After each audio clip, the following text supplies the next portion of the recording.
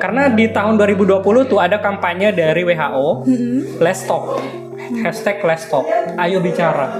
Nah itu tuh akibat dari tingkat bunuh diri yang tinggi.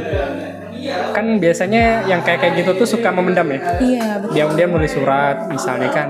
Nah makanya dengan menceritakan itu minimal jadi pertolongan tadi yang kata Kak Kanti tadi tuh ya. Pertolongan pertama kayak gitu. Tapi memang nggak semua teman-teman bisa dijadiin pertolongan pertama kayak gitu. Betul. Karena ya itu ya Kak Rudi, sekarang itu nggak semua orang bisa punya pandangan bahwa problem setiap orang itu sebenarnya kadar berat atau ringannya itu tergantung individunya kan. Jadi misalnya gini, mungkin Kak putus cinta untuk saya itu adalah masalah yang berat banget gitu. Tapi mungkin untuk teman-teman yang Allah bisa ganti, besok lagi bisa cari lagi, itu bukan problem yang makan lah, jangan nggak makan 3 hari cuma gara-gara itu Bang. Kok tahu ada nih. Kok gitu sih kayak gitu kan. Kayak ngapa sih galau-galau kayak gitu kan. Kayak macam pulu-pulu bah kalau kata-kata anak zaman-zaman sekarang kan gitu. Tapi kan namanya problem berat atau ringannya itu kan tergantung individu lagi gitu. Mungkin buat saya itu berat karena pengalaman yang saya lalui dengan pasangan saya itu nggak cuma sebentar kayak gitu kan. Terus ada juga ya mungkin problem dengan orang tua gitu. Ada yang kayak ngerasa yalah sama orang tua nggak dikasih duit aja tuh problem yang ringan kayak gitu. Tapi mungkin buat orang lain nggak dikasih duit itu bukan masalah nggak dikasih duitnya, tapi mungkin tentang bagaimana kelekatan dia dengan orang tua kayak gitu. Jadi ya ringan atau beratnya itu kan sebenarnya berbeda ya Kak Rudi. Dan tapi ya itu kalau misalnya kita cerita ke teman, minusnya adalah mungkin teman kita tuh selalu ngerasa ya problem kamu tuh gitu aja gitu, nggak ada apa-apanya gitu. Itu plus minus sih. Tapi makanya kalau misalnya kalian punya temen nih yang baik banget, yang mau dengerin cerita, jangan dilepas ya. Iya, itu aset Traktir ya. Iya. Ya itulah ketika saya sedikit gitu ya belajar psikologi dari Kak Kanti, dari beberapa orang, saya tuh udah jarang gitu, alhamdulillah gitu ngejudge gitu. Kalau dulu kan ngejudge aja aktivitasnya gitu kan, cuman gitu doang gitu kan. Tapi sekarang tuh betul bahwa tiap orang tuh beda-beda gitu. Ya termasuk mohon maaf ya, kadang ini mungkin beberapa gitu. Misalnya ada orang tua yang anaknya jangan memperlakukan dirinya kayak anaknya gitu. Anaknya kayak beliaunya gitu, yang dulu dididik keras segala macam gitu ya. Padahal anaknya mungkin enggak seperti itu juga, karena eranya udah berbeda. Betul nggak sih Kak? Betul. Apalagi katakan tadi tentang pendidikan ya. Seperti apa Kak? Jadi memang ini problem pola asuh di era sekarang ya. Bahkan nyambung juga nih sama perkembangan teknologi ya. Generasi boomer sama generasi milenial sama Gen Z ini benar-benar punya batasan dinding yang tebal banget gitu. Jadi di era zaman dahulu itu kan mereka terbiasa apa-apa hidup itu kan serba berusaha ya gitu kan Kak. Terus tiba-tiba masuk ke perkembangan zaman yang mau membuat apa-apa tuh serba mudah, kita tuh serba instan. Jelas pasti kan kondisi psikologis antara anak dan orang tua itu beda. Nah tapi kadang banyak orang tua yang menyamakan bagaimana pola asuh di eranya dia sama pola asuh di eranya anaknya kayak gitu, padahal kan nggak bisa kayak gitu. Nah disitulah kadang banyak terjadinya miss gitu. Nah makanya emang penting banget sih Kak Rudi buat kita sama-sama buat update gitu tentang bagaimana sih pola asuh yang baik di era sekarang, mengikuti zaman gitu. Bagaimana sih hubungan interaksi sosial yang sehat, komunikasi nggak cuma sama nggak cuma sama orang tua, tapi rekan teman-teman, pasangan juga, partner kayak gitu, rekan kerja juga kayak gitu. Yang ada malah saling nuntut. Ya kan? Orang tua nuntut anak nuntut orang tua. Iya. Kayak apa yang dikasih bukan apa yang kita kasih gitu. Iya nggak sih? Iya. Kayak nggak dikasih respect dulu gitu. Iya. Tapi nanti itu sih Kak Rudi, memang dari sinilah, dari psikologi saya belajar nanti ketika kita di posisi jadi orang tua, kita akan memahami bahwa apa yang orang tua kita lakukan itu pasti ada alasannya. Itu sih. Dan saya selalu bilang ini buat semua orang tua, nggak ada orang tua itu yang jelek, nggak ada orang tua yang jahat. Semua orang tua yang mengusahakan kebaikan anaknya itu atau memberikan yang terbaik anaknya itu adalah orang tua yang baik gitu.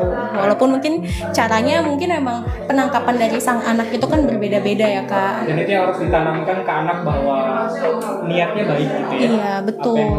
Apa yang dilakukan baik, cuman mungkin tadi caranya memang harus disepakati aja. Iya betul. Termasuk anaknya juga gitu kan.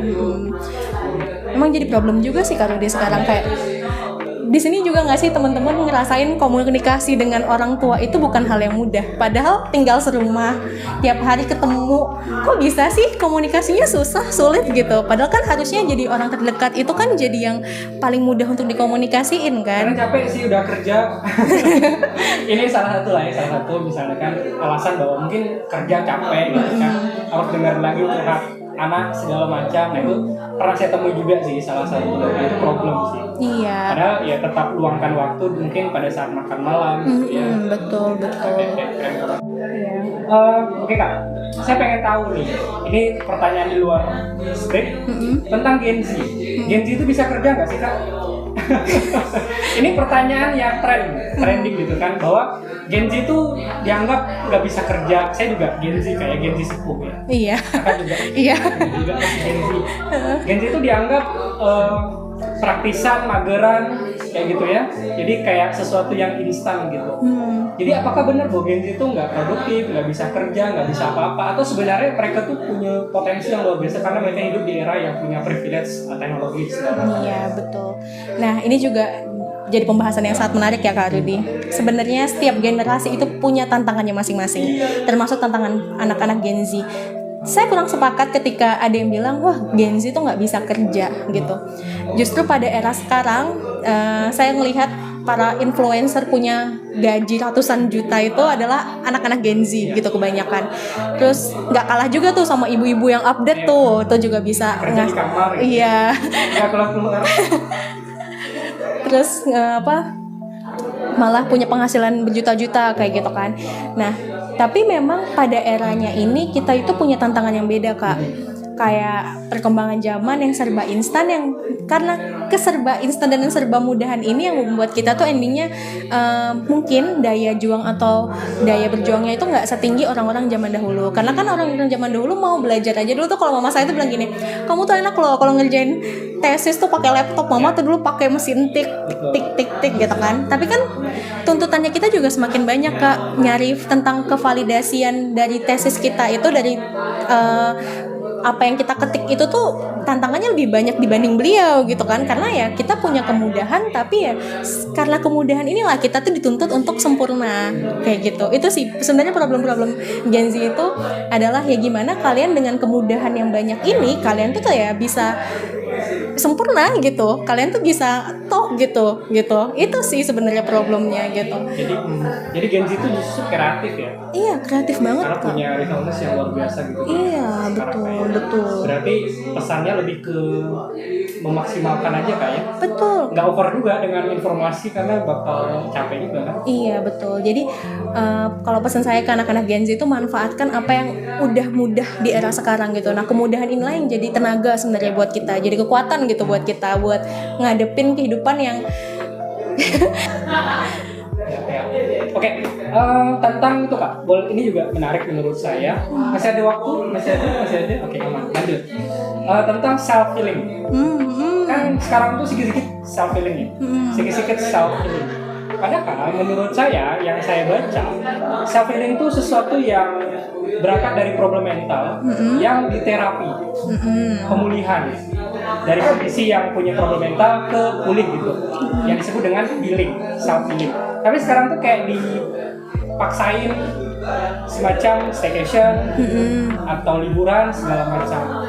Jadi sebenarnya self healing yang benar tuh seperti apa sih Kak? Dan apakah tren sekarang tuh sedikit-sedikit self healing, apakah itu juga menandakan bahwa ya mungkin pas terlalu manja misalnya gitu ya, ini spekulasi ataupun analisis orang gitu kan, karena manja dikit-dikit tidak kuat, kena stres segala macam, sedikit self healing. Jadi apakah ini sebuah kabar baik karena masyarakat atau anak muda itu aware ketika mereka dalam tekanan mereka melakukan hal yang disukai self healing tadi, atau justru ini menunjukkan ketidak survivalan gitu, di dalam ya beraktivitas, dalam bekerja kayak gitu sih Kak. Nah, balik lagi ya Kak Rudi. Saya sebelumnya kalau tentang self healing yang benar seperti apa itu sejujurnya saya belum tahu untuk lebih dalam ya Kak, karena saya belum pernah mendalami hal ini. Cuma untuk tentang self healing ini menurut saya ya Kak, setiap orang itu punya hak untuk merilis emosinya atau rasa stresnya masing-masing kayak gitu. Sebenarnya nggak masalah mereka mau self healing tiap minggu, tiap bulan, itu nggak masalah asalkan itu tidak menimbulkan problem baru. Iya. Kadang itu yang self healing itu malah ngutang kayak gitu, terus memaksakan keadaannya. Jadi sebenarnya gajinya nggak cukup nih, tapi ya udahlah saving aja gitu. Terus malah jadinya impulsif kayak gitu. Nah itu yang bahaya sebenarnya Kak. Tapi kalau misalnya memang ada nih kebutuhannya tercukupi, tabungannya ada kayak gitu, terus mereka mau saving tiap minggu ya nggak masalah, asalkan itu masih ada batasannya kayak gitu. Kan sekarang buat takutnya gitu ya, hashtagnya saving, tapi ternyata itu sebenarnya cuma buat branding di media sosial kayak gitu. Itu sih yang sebenarnya lebih dikhawatirkan Kak. Apa rumusnya? Stres healing gitu ya. Iya. Stres hilang duit habis. Iya, stres hilang. Iya, duitnya habis. Iya. Stres lagi gitu ya. Iya. Oh, keren sih. Nah, mungkin ini sesi akhir Kak ya, terkait dengan stigma di dalam kesehatan mental. Jadi memang kita sepakat bahwa stigma ini memang dapat berdampak buruk ya, baik itu bagi orang yang mengalami mental itu, ataupun mungkin bagi orang yang pengen aja gitu ke psikolog segala macam. Nah sebenarnya apa sih pesan Kakak untuk anak-anak muda dalam memandang mental nih gitu? Sama halnya mungkin penting juga kita melihat fisik, ya penting juga kita melihat mentalnya. Sejauh mana sih awareness kita melihat mental kita dan apa yang harus kita lakukan sih Kak? Oke, jadi tadi saya sempat meng-highlight kata-kata Kak Rudi di awal bahwa penyakit mental itu kan nggak kayak fisik ya, yang bisa kita lihat gitu. Dan itu tuh kadang buat mengetahui bahwa kita tuh punya penyakit, kita membutuhkan proses yang sangat panjang, atau kita itu punya luka, kita tuh membutuhkan proses yang sangat panjang. Dan itu kalau misalnya kalian merasa tidak baik-baik saja, butuh bantuan, carilah bantuan profesional. Cerita ke orang-orang terdekat, itu yang pertama. Dan yang kedua, jangan pernah merasa sendiri. Kalian selalu pasti punya orang atau seseorang yang mau gitu menolong kalian gitu. Dan sebenarnya gini ya Kak, saya tuh sampai bilang kan ke psikolog itu mahal ya. Mungkin kalian bisa nyari bantuan pertolongan pertama ke teman-teman peer counselor. Sekarang tuh udah banyak kan Kak teman-teman konseling sebaya yang itu tuh gratis, dan dari psikologi juga, anak-anak psikologi juga, dan dari konseling juga ada kayak gitu. Nah itu bisa dimanfaatkan, jadi kayak bisa jadi pertolongan pertama lah gitu.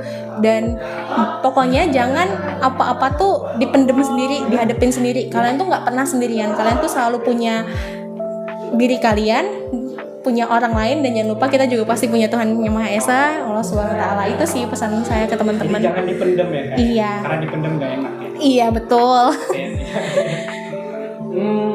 Berarti ke kakak kantin juga bisa, ke kakak kantin juga. Ya bisa, mungkin nih sambil ngepromosiin ya, bisa ke saya, terus bisa ke teman-teman di Persona Consulting, ada banyak psikolog. Nah ini juga saya mau ngasih tips and trick ke teman-teman gimana sih cara milih psikolog yang baik nih gitu.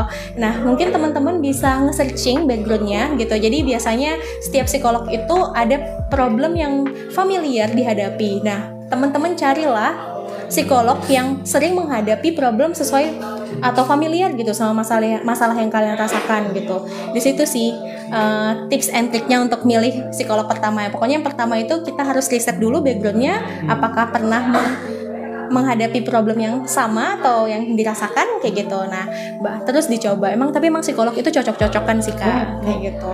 Itu sih pesan saya ke teman-teman. Cocok-cocokan ya. Iya. Iya, bukan berarti aku nggak cocok ke psikolog jadi dia sama ratain gitu betul, ya. betul. Mungkin psikolog itu aja, mungkin psikolog lain bukan psikolognya nggak kompeten, tapi mungkin case-nya iya. Mungkin bukan itu ranah case-nya ya. Iya, betul. Berarti psikolog itu ada spesialisasinya. Ada Kak. Jadi sebenarnya untuk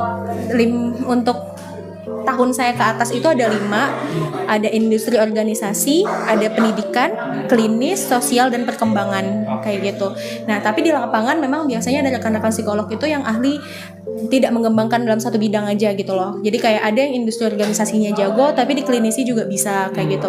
Nah nanti kalau tahun yang S2 setelah saya ini, sekarang itu kan psikolog itu S2-nya sama keprofesiannya itu kan udah pisah ya Kak Rudi. Jadi nanti mereka yang ngambil profesi psikologi ini, yang jadi psikolog ini, mereka akan jauh lebih luas. Jadi bisa megang semuanya kayak gitu. Itu sih untuk upgrade ilmu tentang psikologinya. Mungkin kalau ada yang pengen masuk psikologi Kak, ingin jadi kayak Kakak gitu, psikolog. Kemana sih? Bidangnya jurusan apa sih? Kayak jurusan S1-nya S1 psikologi, terus kalau nanti di angkatan bawah ini harus ngambil keprofesian psikolog. Jadi nanti S2 psikologi. enggak, keprofesian aja. Oh enggak. S2. Enggak perlu S2, sekarang udah pisah Kak. Jadi upgrade ilmu baru dia. Jadi spesi psikolog. Iya, spesi psikolog jadi nanti. Ya kalau mau ngambil S2 langsung ngambil sendiri jadinya gitu.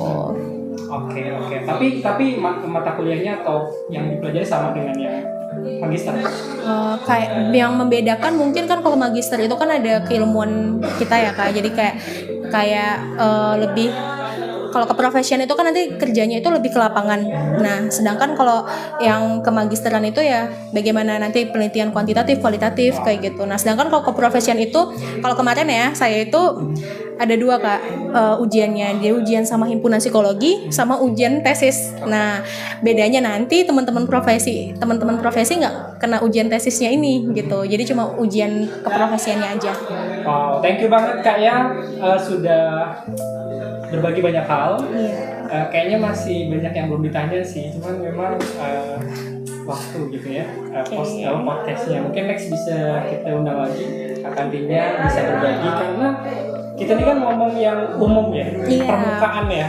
Kalau di spesifikan lagi banyak banget gitu. Iya betul Kak. Mungkin nanti saya juga bisa ngerekomendasiin teman-teman saya yang lebih berkompeten gitu di bidang psikologi gitu, biar membagi ilmu lebih banyak lagi di sini. Saya juga berterima kasih sama teman-teman Berhenti Sejenak yang undang-undang saya. Saya juga mohon maaf ya Kak kalau misalnya selama perjalanan ada salah-salah kata.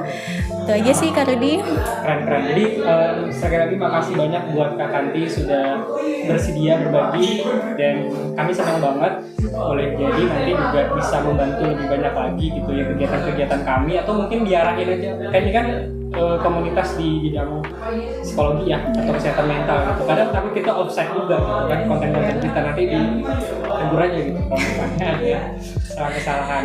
Oke Kak Tanti, thank you banget sekali lagi, terima kasih banyak sudah hadir, dan terima kasih teman-teman. Sampai jumpa lagi di episode keempat. Terima kasih. Assalamualaikum warahmatullahi wabarakatuh. Waalaikumsalam warahmatullahi wabarakatuh. Terima kasih Kak Rudi dan teman-teman.